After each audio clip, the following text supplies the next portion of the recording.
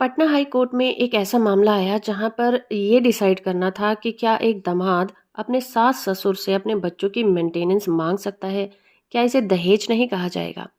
इस केस का टाइटल है Naresh Pandit versus state of Bihar and another case. और इस केस की सुनवाई जस्टिस विवेक चौधरी की बेंच कर रही थी।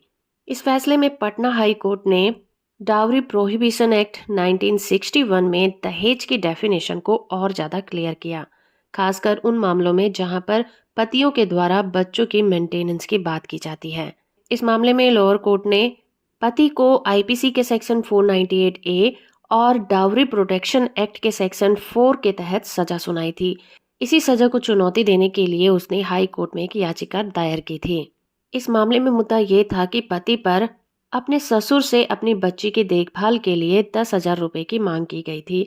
पत्नी ने आरोप लगाया था कि ये मांग उसकी बेटी के जन्म के 3 साल बाद की गई थी और उसे पूरा ना करने पर उसे बहुत ज्यादा प्रताड़ित किया गया था।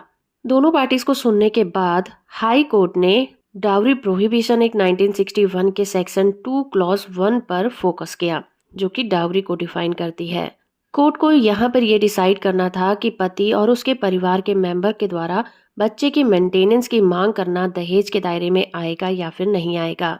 तो इस तरह से हमें पता चलता है कि दहेज एक्ट के सेक्शन 2 क्लॉज 1 में ये डिफाइन किया गया है कि जो दहेज है, दहेज मैरिज के टाइम पर दोनों पार्टीज के सहमति से लिया और दिया गया पैसा होता है। कोई वैल्यूएबल चीज हो सकती है, प्रॉपर्टी हो सकती है, कोई भी चीज इसमें शामिल हो सकती है। लेकिन इसमें बच्चे की मेंटेनेंस की मांग करना शामिल नहीं किया गया है। और इसी तरह से आईपीसी के सेक्शन 498 ए का क्लॉज बी में दहेज को डिफाइन नहीं किया गया है। फिर भी इसे अगर अलग अलग जजमेंट के रेफरेंस से देखें तो ये उत्पीड़न से रिलेटेड होता है। प्रॉपर्टी या फिर किसी वैल्यूएबल चीज के लिए गैर कानूनी रूप से डिमांड करना दहेज एक्ट में शामिल किया जा सकता है।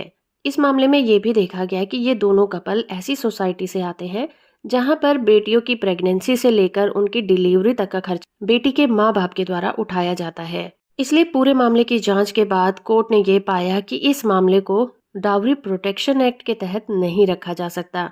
तो इस तरह से हाई कोर्ट ने निचली अदालत के द्वारा दिए गए फैसले को और सजा को रद्द कर दिया और पति की रिवीजन पिटीशन को इजाजत दे दी। जजमेंट की पीडीएफ कॉपी का लिंक आपको नीचे डिस्क्रिप्शन में मिल जाएगा, वहां से आप इसे डाउनलोड कर सकते हैं। होप कि ये वीडियो आपको इन्फॉर्मेटिव लगा होगा।